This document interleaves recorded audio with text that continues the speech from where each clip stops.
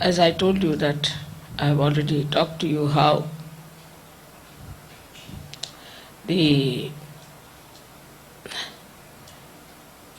war between Alexander and Porus was finished because of his sister's intervention.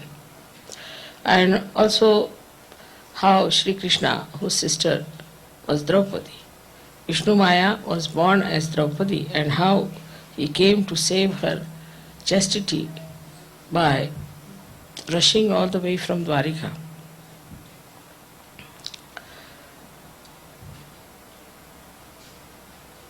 So we can see that when we ascend in the collective consciousness and we have collective living, collective meeting,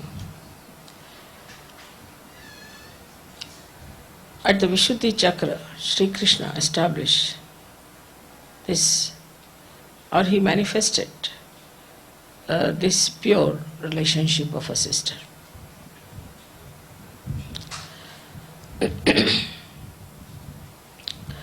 In a collective life that we have, in the ashram where we live, where we move about at Sahaja, if we do not have this basic principle within us, there will be a chaos, complete chaos. Once this purity of relationship is established, that apart from my wife, all the rest are my sisters or mothers,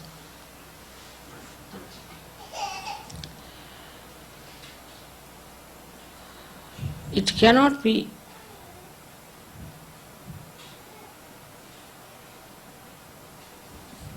a proper society. And the chaos of the social system of America is because they have no sense of pure relationships. Once you call somebody a sister, she's a sister. And once you call somebody a brother, she's a brother. It's not only that you should be born of the same parents, it's not necessary. But this is a very important principle to have a very pure society where everybody can live peacefully. It's a common thing I've seen in the West that a lady comes as a friend of the wife in the house. So she's there and she is a sister of the husband, has to be. But on the contrary, next day you find that this man starts having bad eyes towards this lady. Because from very childhood, if you have not fixed your attention on your sister with all that purity, you cannot have that pure feelings for another woman. The starting point is your own sister. The son is born and then the daughter is born, or first the daughter is born and the son is born. From that small age, when they are innocent, this is a dimension of sisterly pure relationship is developed. Even when the society is so corrupt and bad.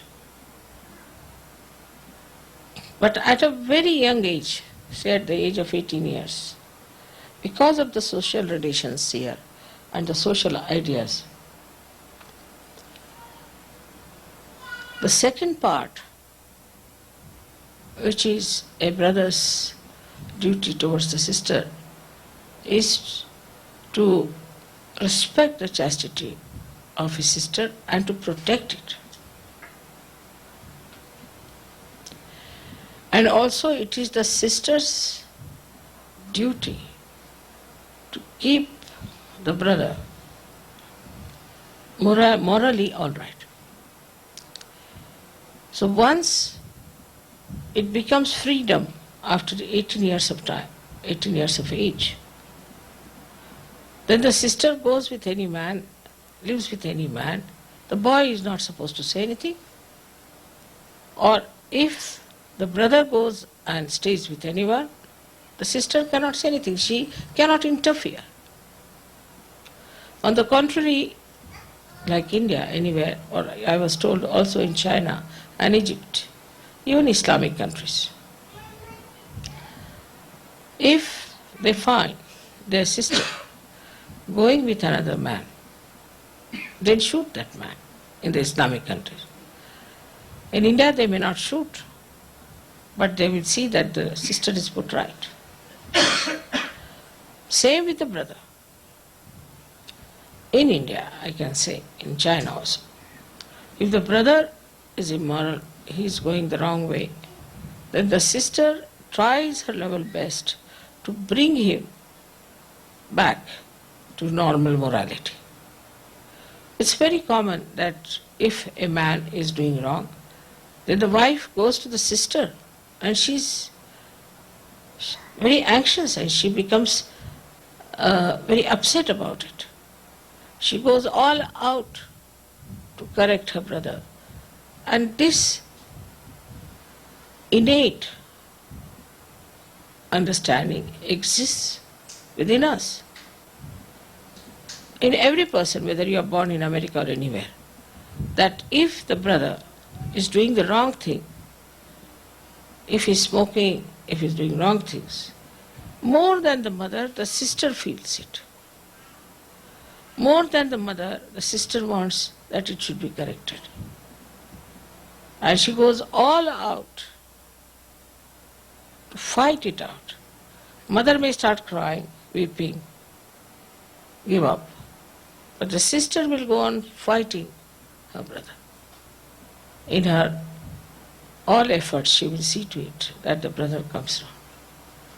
Also, other things like if the brother is doing something illegal, something wrong,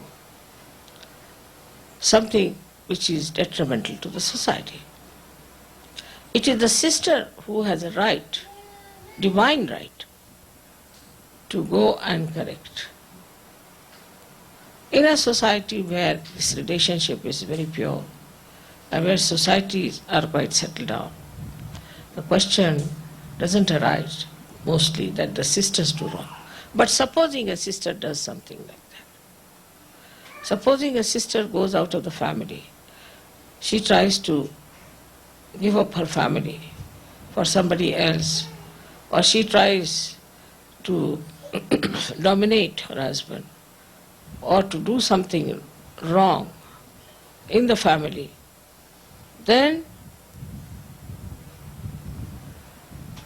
the brother will go and tell her off what he thinks of her and will try to correct her. So this right to correct between brother and sister does exist, not because it is some sort of an outward thing, but innately from within ourselves.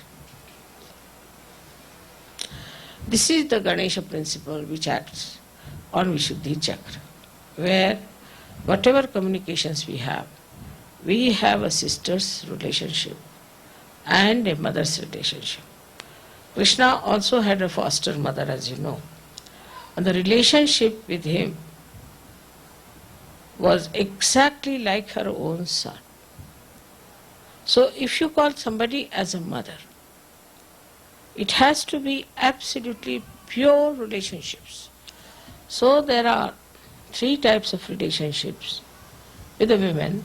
One is that of a mother, another of a sister or a daughter, and another is of a wife. Daughter cannot correct the father. Daughter has no right to correct the father, and she will not correct the father. On the contrary, even if he does wrong, she supports him. She stand by him always. She will even go against the mother to support father. It's nature, it's natural. But the son will correct the father if he is doing something against the mother. It's a natural thing. Is a male force supporting the female's force or the female force correcting the male force in such a manner that the society is kept clean and there is proper growth.